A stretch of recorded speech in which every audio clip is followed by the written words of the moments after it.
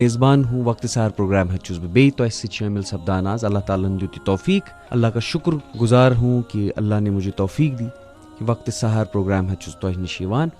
میرے ساتھ مفتی عمر صاحب ہیں. کل بات کی تھی شو پر ہم نے اعتکاف کے متعلق فضیلت اور کیوں کسی کو اعتکاف میں جانا چاہیے, مگر اتھ چھِ کینٛہہ رولز, اتھ چھِ کینٛہہ مسائل یم زانُن سٮ۪ٹھاہ ضروری چھُ. تو مفتی صاحب کیا ایسی چیزیں ہیں جن کا خیال رکھا جائے جب ہم نے ڈیسائیڈ کر لیا کہ ہم اعتکاف کے لیے جائیں؟ بسم اللہ الرحمن الرحیم. الحمدللہ رب العالمین والصلاة والسلام علی سید الانبیاء والمرسلین محمد وعلی آلہ وصحبہ اجمعین. اما بعد, وجدان صاحب چار چیزیں ہیں. نمبر 1, اعتکاف کون کرے گا, کون کر سکتا ہے اعتکاف. نمبر 2, اور اعتکاف کب سے کب تک کا کرنا ہے. نمبر 3, وہاں پہ بیٹھ کے کیا کرے گا. نمبر 4, اور کن چیزوں کی اس کو اجازت ہے, کن چیزوں کی اس کو اجازت نہیں ہے. تو جہاں تک پہلی چیز ہے کہ کون بندہ اعتکاف کر سکتا ہے, ہر وہ انسان جو مسلمان ہو اور عاقل ہو, عقل مند ہو, تو وہ اعتکاف کر سکتا ہے. چاہے وہ مرد ہو, چاہے وہ عورت ہو, چاہے وہ بچہ ہو, چاہے وہ بوڑھا ہو, چاہے وہ جوان ہو, ہر کوئی عبادت یعنی اعتکاف کر سکتا ہے. وہ بندہ گنہگار ہو, وہ نیکوکار ہو, وہ عالم نہ ہو, وہ کچھ جانتا ہو, وہ کچھ نہ جانتا ہو, ہر کوئی اعتکاف کر سکتا ہے. یہ اللہ کا دروازہ ہے, اللہ کا گھر ہے, ہر کسی کے لیے کھلا رہتا ہے. ایک بات. دوسری بات, یہ اعتکاف کب سے ہے, اس کے لیے خاص طور پر یاد رکھنا ہے کہ 20ویں جو تاریخ ہوتی ہے رمضان کی, رمضان مبارک کی 20ویں تاریخ جو ہوتی ہے, 20 کا روزہ جب ہم رکھتے ہیں, جیسے انشاءاللہ جمعہ کو 20 کا روزہ آ رہا ہے, تو اس جمعہ کے روزے میں 20 کا جو روزہ ہوگا تو اس کی عصر کے بعد سے آپ کو اعتکاف کرنا ہے. یعنی مغرب آپ کی وہیں پہ ہونی چاہیے. اس دن مغرب سے پہلے اس دن کی افطاری آپ مسجد ہی میں کریں گے. غروب سے پہلے آپ داخل ہو جائیں گے, اور پھر جب ہلال نظر آئے گا, عید کا چاند نظر آئے گا, تو بس وہاں تک یہ 10 راتیں آپ کو مسجد کے اندر گزارنی ہیں. تو یہ 10 راتیں ہیں. اب بہت سارے لوگ عشاء کے بعد داخل ہوتے ہیں اعتکاف میں, تو ان کو سنت اعتکاف کا ثواب نہیں ملتا. یہ جو فضیلت کل کے اس میں ہم نے ذکر کی تھی, وہ فضیلت اس کو نہیں ملتی, ان کو نہیں ملتی. لیکن اس میں کچھ سوال ہیں, جیسے کہ کیا آپ کو اپنی مسجد میں, محلے میں جو قریب مسجد ہو, کیا اس میں فضیلت ہے یا آپ کہیں بھی جا سکتے ہیں, وہ بھی میں اور کس صورت میں آپ محلے کی مسجد کو ترک کر کے کہیں مرکزی جگہ پہ جا سکتے ہیں؟ تو اعتکاف کی دوسری چیز جو میں نے بیان کی کہ دوسری چیز یہ ہے کہ آپ کو اعتکاف کب سے کب تک کرنا ہے. اس کے بعد تیسری چیز جس کی طرف آپ نے توجہ دلائی وہ یہ ہے کہ اعتکاف کہاں کرے. حدیث میں آتا ہے سب سے بہترین اعتکاف ہے مسجد الحرام میں, خانہ کعبہ کے پاس کوئی اعتکاف کرے. دوسرے نمبر پہ مسجد نبوی میں کوئی اعتکاف کرے, اور تیسرے نمبر پہ مسجد اقصیٰ میں کوئی اعتکاف کرے, اور چوتھے نمبر میں ہے جو اپنے علاقے کی جامع مسجد ہو وہاں پہ اعتکاف کرے. اور پھر اس کے علاوہ جہاں پہ بھی 5 وقتہ نماز ہوتی ہے, 5 وقت نماز ہوتی ہے کسی مسجد میں, تو اس مسجد میں اعتکاف کرنا سنت مؤکدہ علی الکفایہ ہے. اس کا مطلب ہے کہ یہ پوری اس بستی کے اوپر سنت مؤکدہ ہے. اگر کسی ایک نے ادا کیا تو سب کی طرف سے ادا ہوگا, اگر کسی ایک نے چھوڑ دیا تو پوری بستی جو ہے گنہگار ہوگی. تو یہ خاص خیال رکھنا ہے.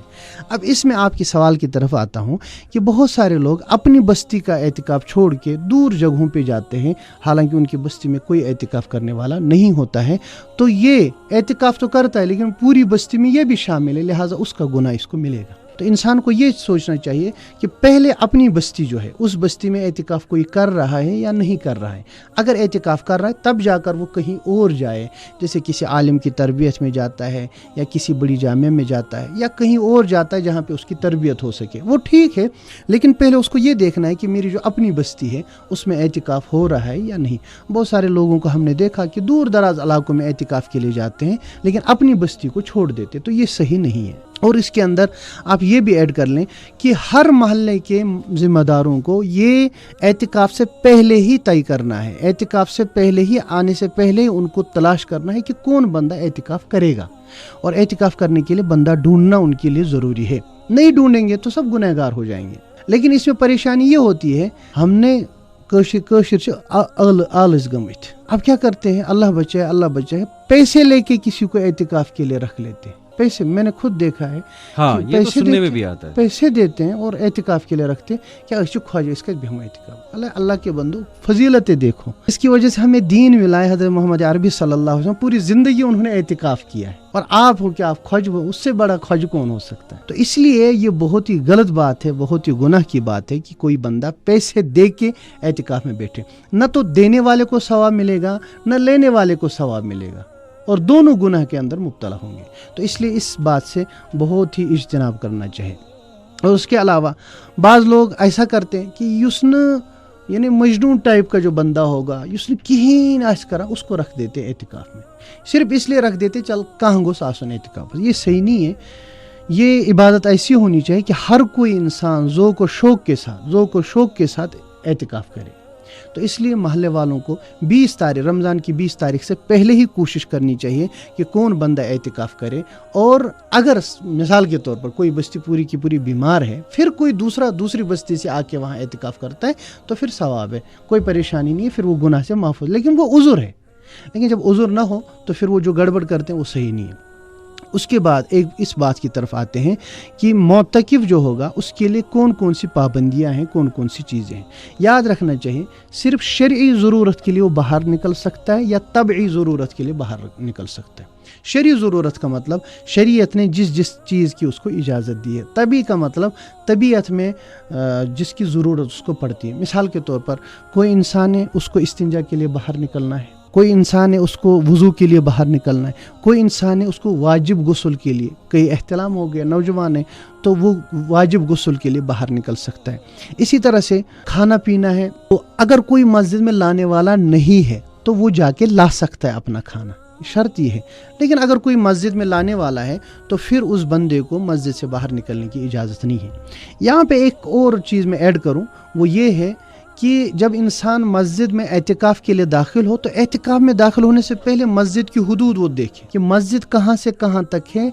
तो मस्जिद से एक लम्हा भी अगर वो बाहर निकला उसका एहतिकाफ टूट जाएगा।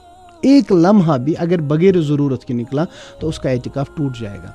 हम जब कहते हैं ना मस्जिद, तो मस्जिद में आम तौर पर सहन भी आता है, बाथरूम भी आते हैं, बाहर की सीढ़ियाँ भी आती हैं, चबूतरा जो बाहर होता है वो भी आता है, सूफ कशिर पेट हमाम सुच ये मस्जिद ये इस वनान मस्जिद। मगर शरई मस्जिद में ये सब चीज़ें नहीं आती। शरई मस्जिद सिर्फ उस मस्जिद को कहा जाता है जिसको हम जमात खाना कहते हैं, जहाँ पे जमात की नमाज होती है। तो जमात की नमाज जहाँ पे होती है आप सिर्फ वहीं पे एहतिकाफ कर सकते हैं, आप उससे बाहर एहतिकाफ नहीं कर सकते। कोई बंदा अगर हमाम में जाके खाना खाता है तो उसका एहतिकाफ टूट जाएगा। कोई बंदा अगर हमाम में जाके यानी गुस्ल करता है बगैर ज़रूरत का गुस्ल, तो उसका एहतिकाफ टूट जाएगा। कोई इंसान अगर टहलने के लिए हमाम में चला जाता है या हमाम के अलावा बाकी बाहर की सीढ़ियों पे चला जाता है तो उसका एहतिकाफ टूट जाएगा।